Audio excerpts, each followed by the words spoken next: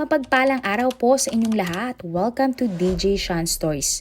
Turn on your notification bell, like and subscribe para sa crime stories araw-araw. Dito sa ating channel na DJ Sean Crime Stories, iba't iba ang naging rason ng mga sospek kaya nila nagawa ang krimen. Pero para sa ating kwento ngayon, sino ang mag-aakala nang dahil sa pagsi-cellphone ay matatapos ang isang buhay ng isang misis sa kamay ng kanyang mister? Tunghayan natin ang dalawang magkaibang kwento kung saan nasawi ang mga biktima ng dahilang sa paggamit ng cellphone. Para sa una nating kwento, ang biktima ay kinilalang si Ernie Susanti o tawagin nating Edna, 29 years old. Ipinanganak siya sa Belawan, Indonesia. Panganay sa 4 na magkakapatid si Edna. Simple lang ang pamilya ni Edna at ang kanyang mga magulang ay mga mangingisda. Hindi nakapagtapos ng pag-aaral si Edna kaya mas pinili na lamang niyang maghanap ng trabaho. Hanggang sa napadpad nga si Edna sa Bikasi kung saan siya ay naging kahera ng maliit na grocery store. Ang kinikita ng babae ay ipinapadala niya sa kanyang pamilya. Lahat din ang pagtitipid na pwedeng gawin ay ginagawa ni Edna para lang malaki ang kanyang maipadala sa kanyang mga magulang. Habang nagtatrabaho, nakilala ni Edna ang isang lalaking si Romy Seprawan, 30 years old. Isang delivery rider si Romy kung saan nagtatrabaho si Edna. Tila na love at first sight nga si Romy kay Edna at hindi na nagsayang pa ng oras at agad na niligawan si Edna. Sa tuwing walang trabaho ang dalawa, madalas silang mamasyal sa iba't ibang mga lugar. Madalas din regaluhan ni Romy si Edna ng iba't ibang mga bagay. Hindi nagtagal, nahulog na din ang loob ni Edna kay Romy at nagsimula ang kanilang relasyon. Dahil sa sipag ni na Romy at Edna, naging maayos ang kanilang buhay.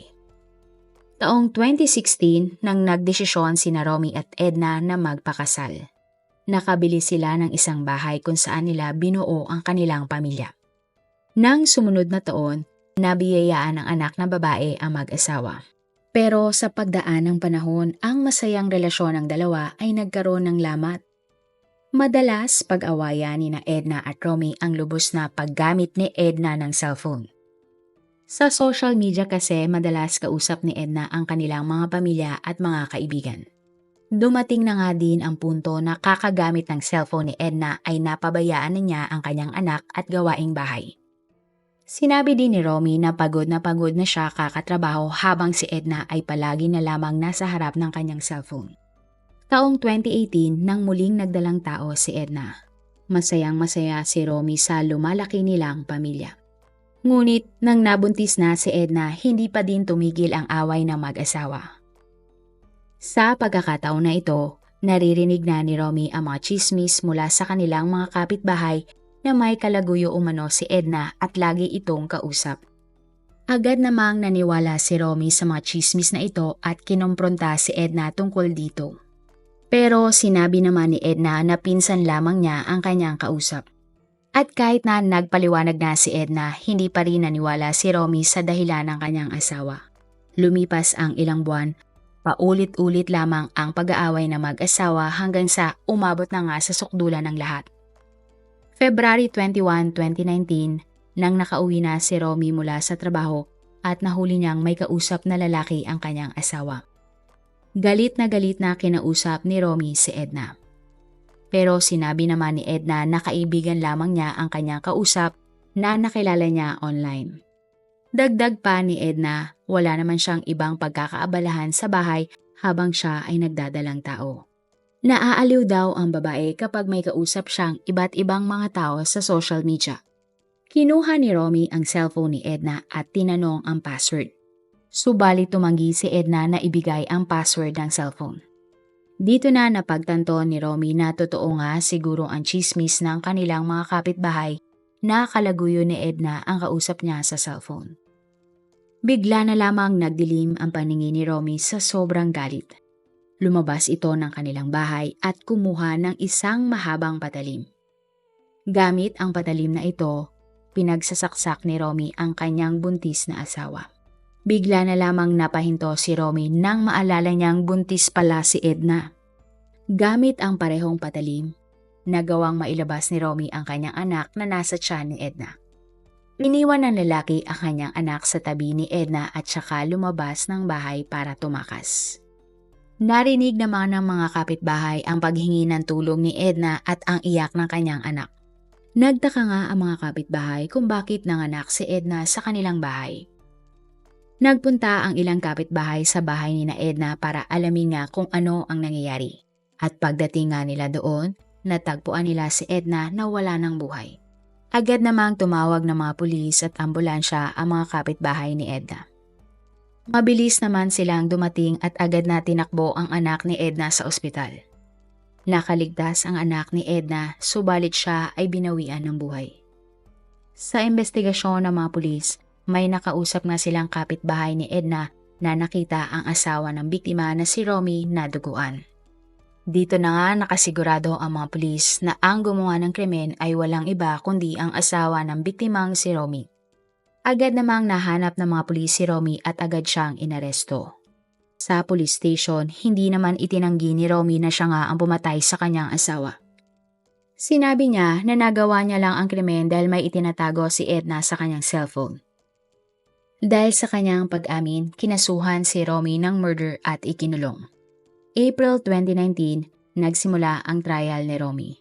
Sa korte, sinabi niya na bago ang insidente, tahimik at masaya ang kanilang pamilya ni Edna. Wala din daw nga silang problemang mag-asawa. Pero tila nga nalason ang pagsasama nilang dalawa dahil bigla na lang naglihim ang kanyang asawa sa kanya. Inamin ni Romy sa korte na dahil sa ikinikilos ni Edna, inisip niya na may kalaguyo ang kanyang asawa. Ang pinakaugat nga ng krimen ay dahil ayaw ibigay ni Edna ang password ng kanyang cellphone. Naniniwala si Romy na may matutuklasan siya kapag binuksan niya ang cellphone ng asawa. Kaya nga ayaw daw ng biktima na patingnan sa suspect ang kanyang cellphone. Sa huli, napatunayang guilty si Romy sa pagpatay kay Edna. Isinaalang-alang naman ng judge na iniligtas ni Romy ang buhay ng kanyang anak kaya hindi siya binigyan ng parusang bitay. Hinatulan si Romy ng 40 years na pagkakulong para sa pagpatay niyang sa asawang si Edna. Para naman sa pangalawan nating kwento, ang biktima ay kinilalang si Norfareza Bidin o tawaging nating Nora, 27 years old. Ang nanay niya ay mula sa Malaysia at ang kanyang tatay naman ay taga-Indonesia. 5 ang kanyang mga kapatid at pangalawa sa panganay. Tumira ang pamilya ni Nora sa Malaysia. 22 years old lamang si Nora na nagkaroon siya ng unang asawa. Nabiyayaan silang mag-asawa ng 2 mga anak. Pero dahil sa dami ng dagok sa kanilang buhay mag-asawa, nagdesisyon din silang maghiwalay ng taong 2018. Nang sumunod na taon, muling kinasal si Nora sa lalaki na si Sharul Nizam Zurami o tawaging nating Mike, 31 years old. Talagang taga Singapore si Mike pero lumipat siya sa Malaysia kung saan siya naging isang food delivery rider. Kay Mike, nararanasan ni Nora ang pagmamahal at pag-aalaga na hindi niya naramdaman sa una niyang asawa. Kaya naman, masayang-masaya si Nora sa piling ni Mike. Tinanggap din ni Mike ang mga anak ni Nora at itinuring itong sarili niyang mga anak. Madalas ding ibahagi online ni Nora ang mga larawan niya kasama ang kanyang pamilya. Subalit sa kabila ng saya na ito, lumabas ang tunay na ugali ni Nora. Napakasilosa ng babae at madalas pagpintangan si Mike ng walang basehan. Sa tuwing mag-aaway ang dalawa, iniintindi na lamang ni Mike si Nora dahil baka epekto ito ng nangyaring pakikipaghiwalay ni Nora sa una niyang asawa. Ang pangyayari. October 10, 2019, ang magtatabas na si Mario ay nagtatanggal ng mga dahon-dahon sa isang highway na parte na ng isang gubat. Maya-maya pa may naamoy siyang kakaibang amoy.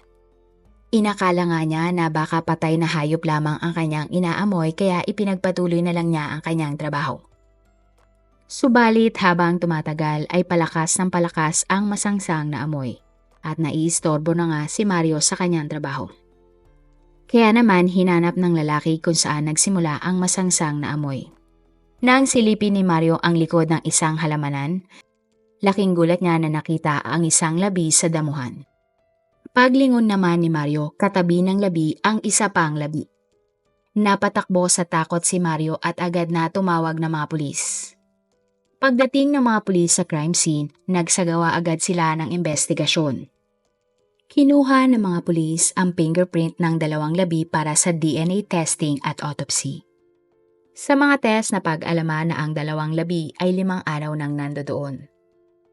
At ang labi nga ay isa pa lang mag-ina. Ang mga biktima ngang ito ay sina Nora at ang kanyang panganay na anak na tawagin na lang nating Kyle. Pero sino nga ba ang may motibong patayin ang mag-inang ito? Walang sinayang na mga oras ang mga pulis at ipinagpatuloy ang investigasyon. Nagtungo nga sila sa bahay ni Nora.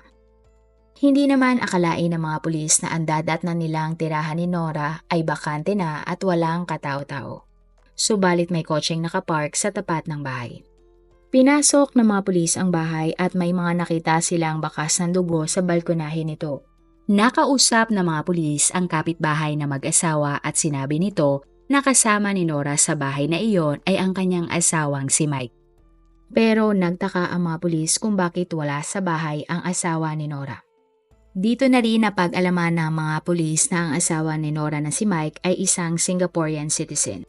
Kahinahinala para sa kanila ang biglaang pagkawala ni Mike nang mamatay ang asawa nitong si Nora at si Kyle. Teorya nila, tumakas na papuntang Singapore si Mike. Dahil dito, humingi ng tulong ang Malaysian police sa mga Singaporean police para hanapin si Mike. Makalipas nga ang 2 araw na aresto ng mga police sa Singapore si Mike. Agad din siyang naibalik sa Malaysia at doon nga ininterrogate tungkol sa pagkamatay ni Nora at Kyle.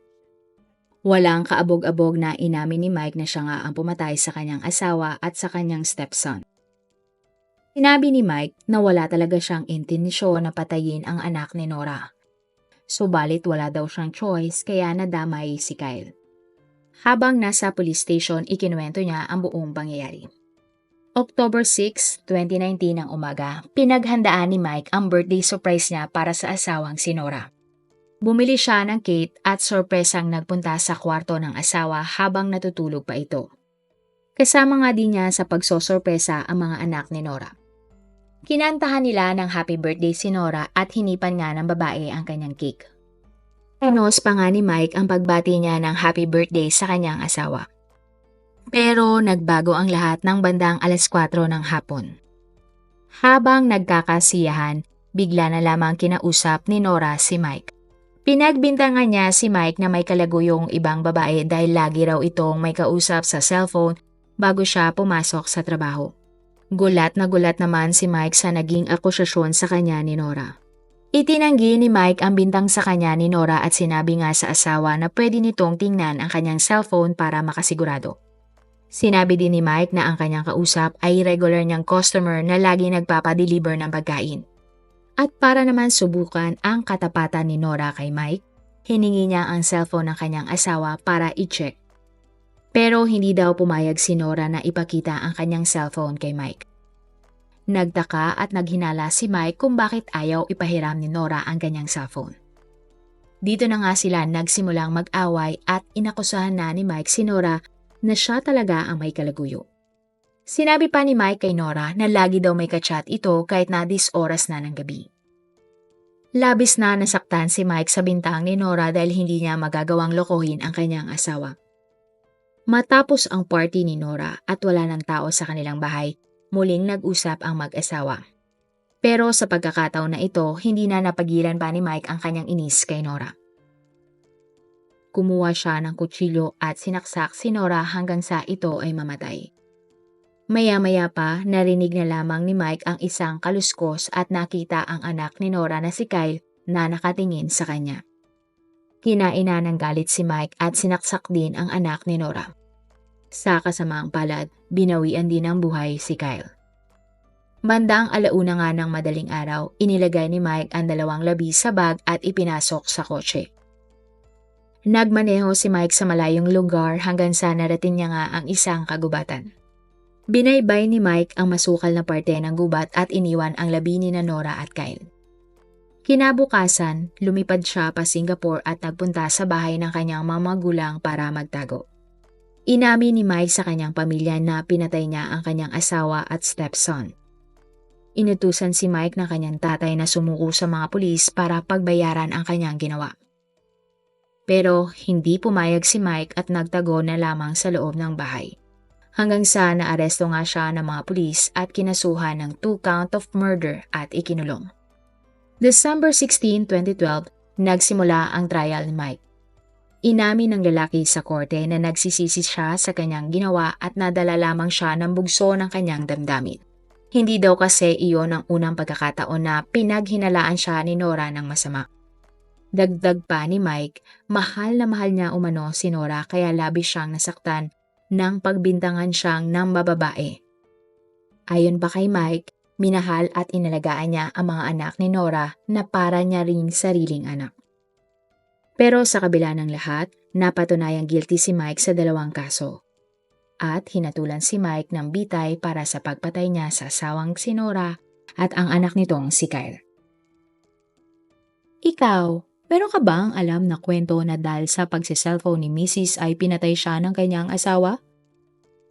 Kung bibigyan kayo ng pagkakataon na bigyan ng title ang ating kwento ngayon, ano ang inyong ilalagay? Marami pong salamat sa inyong panonood. Meron ba kayong mga kwento na gusto nyong i-share sa ating mga manonood? O kung may personal po kayong kwento na gusto nyong i-feature sa ating channel, i-comment down below nyo lang ang inyong mga suggestions. Para naman po sa dagdag kalaman, i-subscribe nyo din po at i-follow ang ating iba pang YouTube channel katulad ng Tagalog Facts and Mysteries by DJ Sean at Manila Boy Wonder Philippines. Marami pong salamat sa pagsuporta nyo sa aming mga channel. God bless everyone!